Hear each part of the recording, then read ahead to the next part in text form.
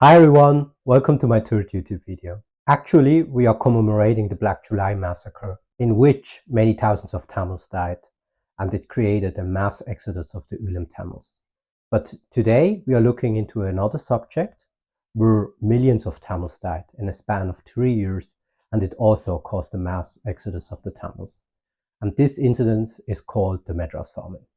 To understand the Madras Famine, we have to look shortly into the history of the Britain, or especially how Britain came to India. In the early 1600s, the British East India Company arrived in India. Soon they established a foothold in Madras, the nowadays Chennai, and in the following chaotic centuries, after many wars, many alliances, and many betrayals, the British East India Company took control over most of India by the early 1800s. And in 1858, the British Crown took control over the British East India Company's assets. Chaos isn't a pit. Chaos is a ladder. While many say the British brought civilization to India, many argue that they were just there to plunder the resources of this continent. From 1640s till the early 20th century, there were 17 major famines in Tamil Nadu alone. In the span of 1850 till 1899, there were 24 major famines across India. And the first famine in Tamil Nadu took place in 1646. And soon, with the first famine, the first slave market was established in Chennai. And one of the biggest famines that occurred in British India was the Madras Famine. Madras Famine took place from 1876 till 1878 in the Madras Presidency. The modern state of Tamil Nadu was also included in the Madras Presidency. The causes for this famine are multifolded. One was a natural cause, because the monsoon didn't arrive in that period, which affected the agriculture, and combined with the colonial policies of that time, it became a deadly disaster. The British introduced many changes into the Indian society. Before the British arrived, many villages did agriculture for their own needs.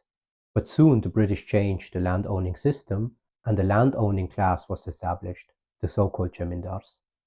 Through that, many of the peasants became landless.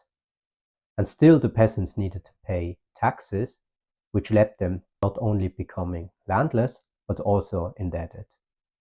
And in many fields, crops for export was planted, not for the own needs of the population. And all these combining factors together led to the Madras Famine. And the suffering of the population was written down in Kumis, a Tamil folklore. And one of this folklore was written by Malayamandan, and he survived this period and describes the happenings in that time.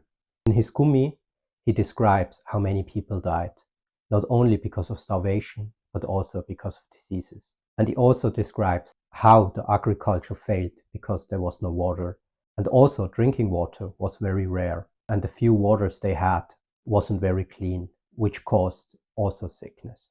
He also describes how many of the livestock which the Tamils had died, and the people were desperately to find food for them. They even went into the forest to find dried out trees. He also describes how many people migrated into other regions for hope of getting food, and also how the prices for food exploded. And many went to markets to buy food, but returned empty-handed, because in that time many people hoarded food, which also increased the food prices. He also describes how desperate people tried to sell their belongings, and people like vultures from cities went into the rural areas to buy them for cheap prices. The desperation was so big that many people started to beg, and many women sold their bodies to get food.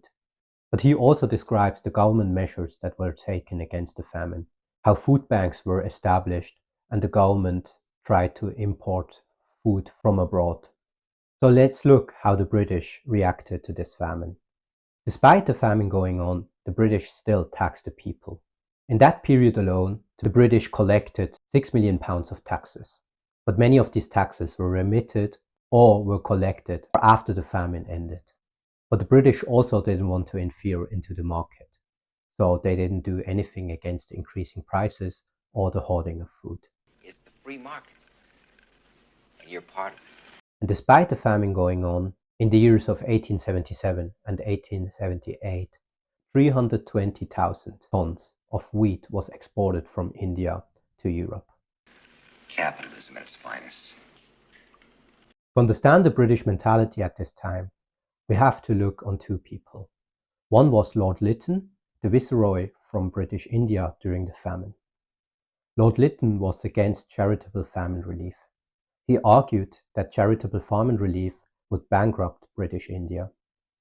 But despite the famine going on, in 1877 he arranged the Delhi Darbar, which was a big feast for Queen Victoria. And he also argued in one time that interfering into the famine would enhance the side effects of overpopulation. You evil little shits. And the second person we have to look on is Richard Temple. He was the famine delegate under Lord Lytton during the Madras Famine. Temple had already experience in handling famines. He handled the 1874 famine of Bihar. And to his credit, he handled it very well. He imported rice from Burma to relieve the people affected by the famine. But soon he was criticized that his relief work was too expensive. And for that, during the Madras Famine, he established the so-called relief camps, where people affected by the famine had to work.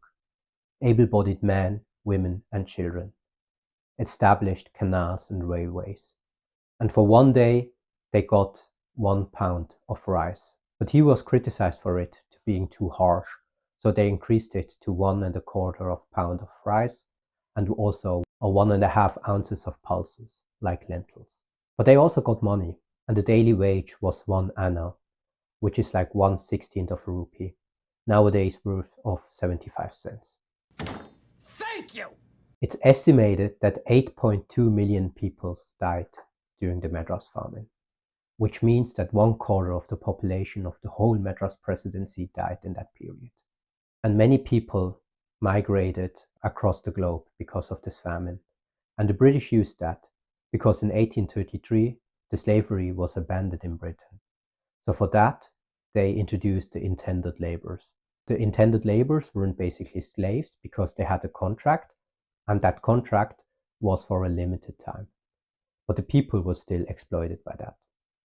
And through this system, many Tamils migrated across the globe into various European colonies, like Mauritius, Seychelles, into the Caribbeans, Malaysia, Singapore, or even Ceylon. For the Tamils nowadays, it's very crucial that we remember this period.